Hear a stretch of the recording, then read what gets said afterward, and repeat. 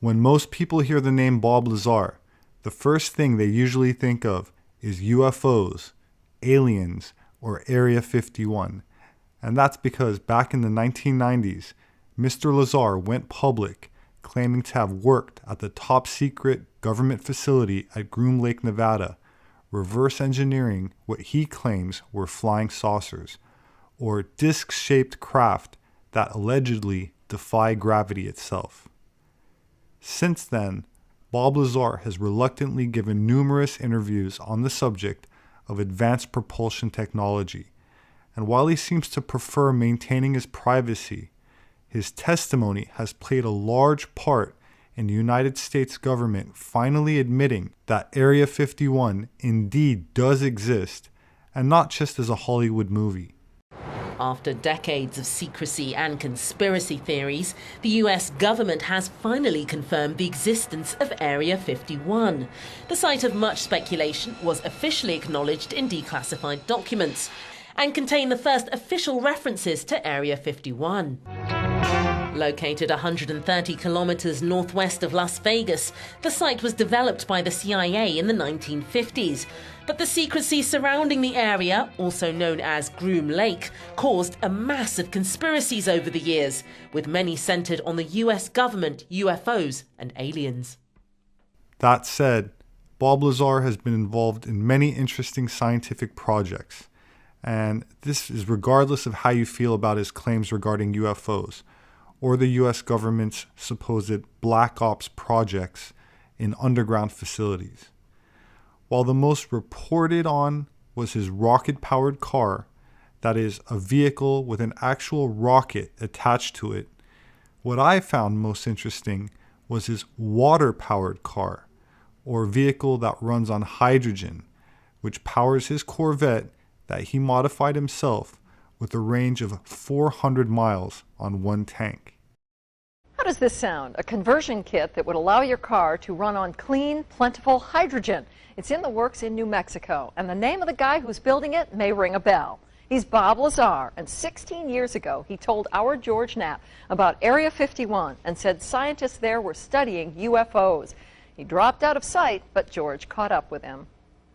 As a teenager, Bob Lazar built a jet-powered bicycle, later a jet Honda, then a jet dragster.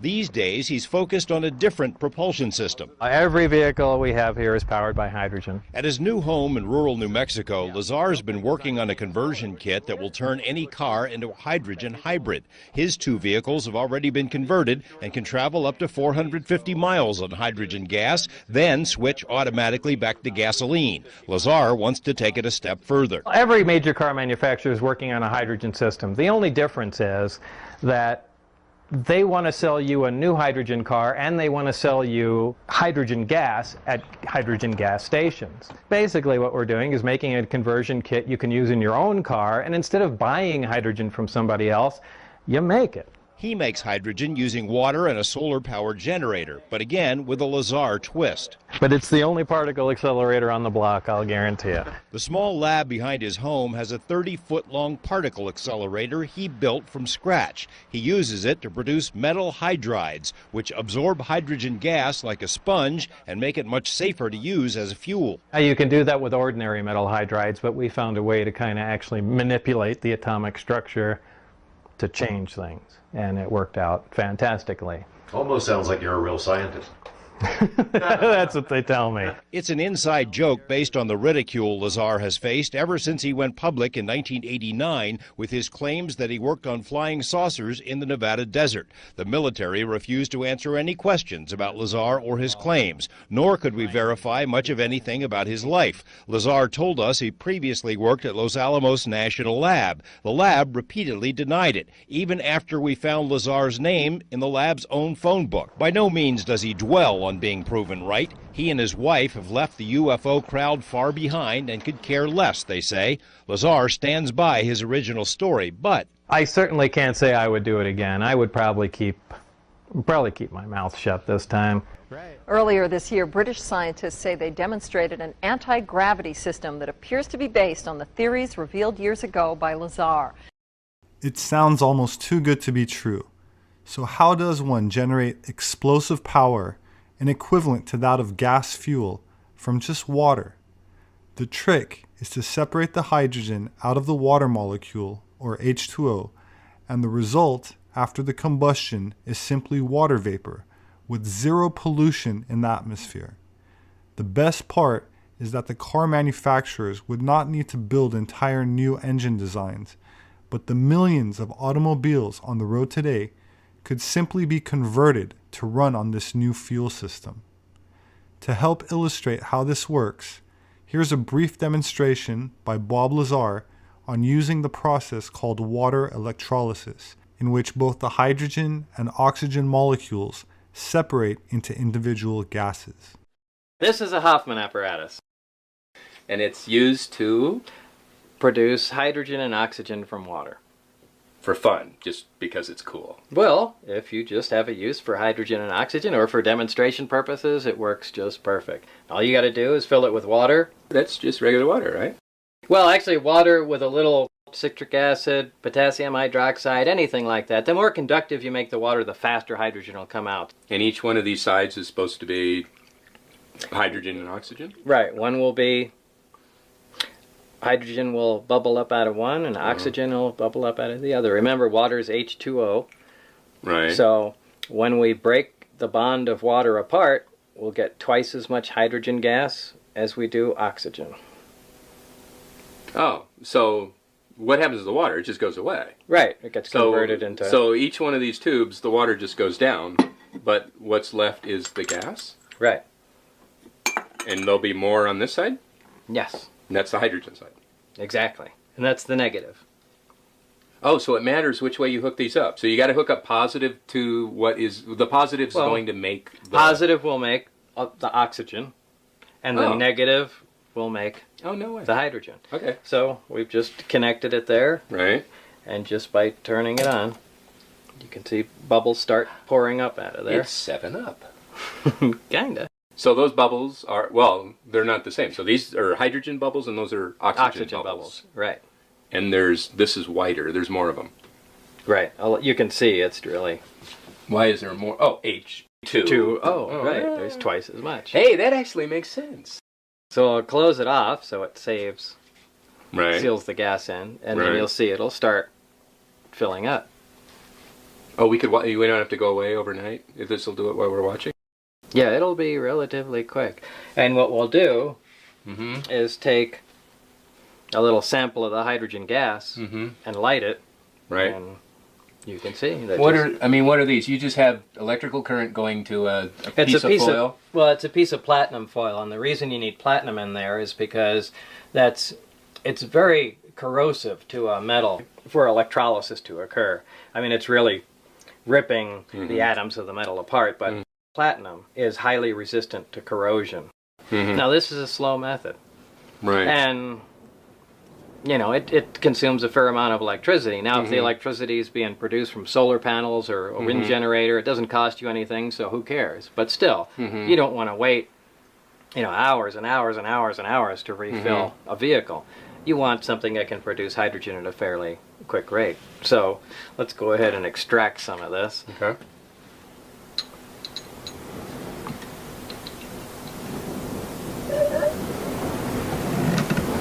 Look at that. Wow. So there's power of hydrogen. You see, just from water, something exploded. So this is the same thing that was inside the lab. Yeah, that was a small tabletop model. This is a large industrial version, essentially, which connects right to the water main Right. and produces a much higher volume. The of water hydrogen. main, your The water garden main. hose. Right, yeah, garden hose. You can plumb it in like you connect your, dishwasher, or just connect it to a garden hose. Right. And it's powered by either solar array, solar panels, which convert sun into electricity, or a wind turbine, takes the wind, converts it to electricity, or any other way. But the idea is just to use complete green energy. Ideally, I like to run this one on solar. New Mexico gets a lot of sunlight, so that's really all there is to it. You connect it to a water line, plug it into your solar panel, and open the water line. Unit Right. starts producing hydrogen, and When it has a sufficient quantity in there, let the hydrogen out, and you just leave it plugged into your car overnight. Now, this is the same as those other two tubes, right? Right. Hydrogen and oxygen, or Right. whichever one is. And the oxygen we have no use for, so we just vent off into the air. And the hydrogen... It's very nice of you. I'm sure the Earth would be proud. Well, it could use all the oxygen it can get. So Right. the hydrogen, Right. using the water pressure, is compressed into the hydride tanks. The water pressure, like a syringe, it pushes it right into the tank. Exactly. Well, there's the standard gasoline fill, but also there's a hydrogen in it, which you just click on, leave it on overnight, and as the generator makes hydrogen, it compresses it in there at a nice slow rate, and the tanks become full over a period of about 8 hours or so. Why can't everybody do this? I mean, gas is going on $5 a gallon. Right. It's Well- terrible. The whole country's falling apart. We're, killing people all over the world for oil. And this, you're driving a car on this. Right. And you can do it. And you can convert any other car. Yeah, unless I'm sure there are cars that have some technical problems, but yeah, essentially Well, any what's- car can be converted. The whole problem to it is the material in the hydride. The hydride itself, one of the main components of it, is classified as a weapon material, and it can only be used in thermonuclear weapons. And because, even though it's not a dangerous Right. material, explosive, or anything by itself, Right. just because it's used within those nuclear weapons Right. that are obviously secret, and the components thereof, but because it's used in those, it can't be used for any other civilian purposes. So, you can't even purchase the material, No. which is why we had to make it. You made it. Yeah, we made it. If we had just a fraction of what the oil companies are wallowing we in had right now. the budget of one day in Iraq, this entire system would be available to everybody. Bob Lazar is not the only independent inventor who has created a working prototype of a car that essentially runs on water, but he is one of the few that are still alive, probably because of his high public profile. My name is Robert Sepper. I'm an anthropologist. Please consider reading my published work on Amazon. Thank you for those who support me on Patreon. There should be a link below. Kindly share these videos. Please hit the like button. Please don't forget to subscribe and click on the notification bell for updates. Don't forget to leave me your thoughts in the comment section. Have a wonderful weekend, and I hope to see you again soon.